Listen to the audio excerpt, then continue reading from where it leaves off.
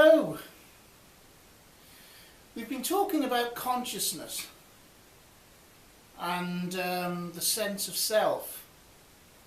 And what I'd like to do this time is discuss how the passage of time changes our perception of self and perhaps changes what we ourselves are, because we are not immutable beings. Now, there's an old statistic which tells us that every 7 years the cells of our body are completely replaced. And basically, in physical terms, we're a completely different person. There's not a single molecule left of us which is the same as it was several years previously. Now, I've heard some people nitpicking about this statistic, saying it actually takes place far more quickly, others saying it's 10 years, but the important thing is, it happens. And so if I look back on myself at 20 years of age, was I even the same person? Well, physically, evidently not. The strange thing is, I wouldn't have looked the same. I was slimmer, I had dark hair, I was more attractive in those days. In fact, I would have done me. But, and I would obviously have been stamped from the same pattern, the same template. I'd be recognisable, but not the same. And yet the same thing happens with us on the inside. We change.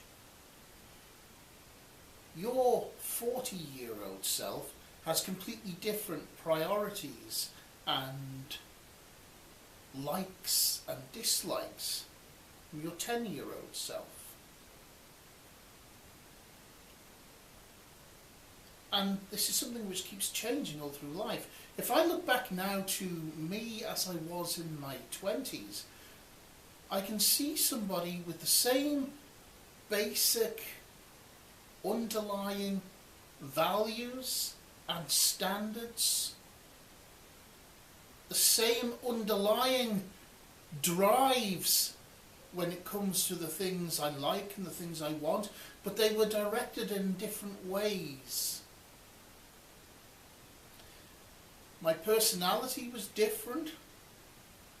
I was much less assertive and confident back in those days.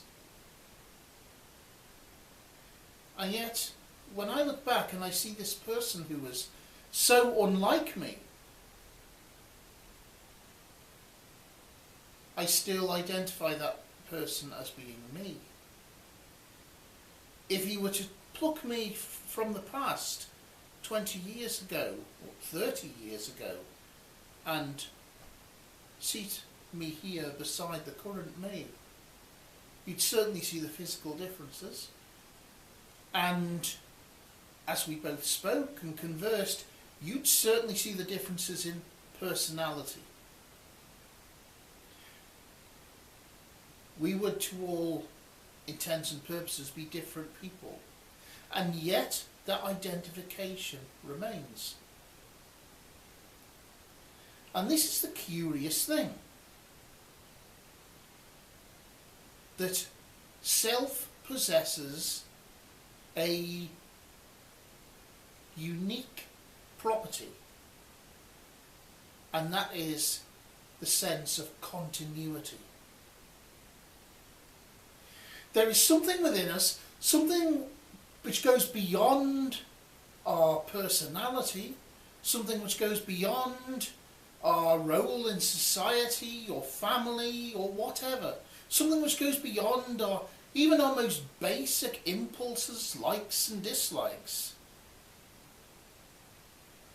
which we identify as I. Something which, when everything else has been stripped away from it, is still I. That sense of self itself. When all else is gone, we still possess that sense of I being I. And this sense has continuity. It extends throughout time. It extends back through all that we've been. It also extends to the future when we project what we might be, what we plan. We can position ourselves in events which haven't yet happened. It exists in the world of our dreams just as much as it does in the waking world. I'm one of those people who dream regularly. I love dreaming. And when I'm in my dream, even on those occasions when you dream lucidly and you become aware that you're dreaming, that dream world seems completely physical, solid and real. And although the person I am in my dream might be behaving in ways that I wouldn't in daily life, maybe in a situation which is completely different than any I'm familiar with, I still identify that core of me. I'm still me. So this raises two interesting questions. The first is that this core sense of self is not restricted or defined by the things that we think, the things that we feel, the things that we do. It is a state of being in its own right, quite apart from all the other things. Everything else, our thoughts, our feelings, our deeds, our words, are things which project outwards from this sense of self. They do not turn inwards to define it. And that's a very profound thing to realise. And there is this sense of continuity, as I've already suggested. When we look back through our memories, because continuity is not the same thing as memory. Continuity is the sense of pure existence, of selfhood. The memories that the self chooses to use to enliven itself and to remind itself of who it has been are those which stir our passions, our desires, those which have aroused our greatest emotional responses in life. Think back to your own memories now, the things that you treasure, the things that have defined you as a person as you see it. And remember, it's you who's doing the defining, not the events themselves. And you'll see it's those things which appealed either to your sense of beauty, when you saw something overwhelmingly beautiful, or it's those things which appeal to your sense of wonder, when you saw something and experienced something that really amazed you and which made the commonplace just fade away in comparison. And we're going to be returning to all of these themes. The sense of beauty, the sense of wonder.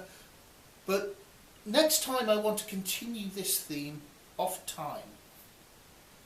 Because don't we always wonder about the conflict between free will and predeterminism? Are any of our choices freely made?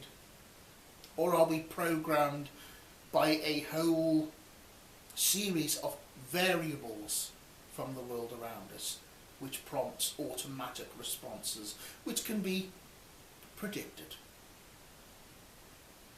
And I'm going to be looking next time at a model of time which completely disarms that argument and makes it irrelevant, as well as presenting evidence as to why both are the case. So I hope you're enjoying this little series of talks, and I'll speak to you again soon. Until then, take care.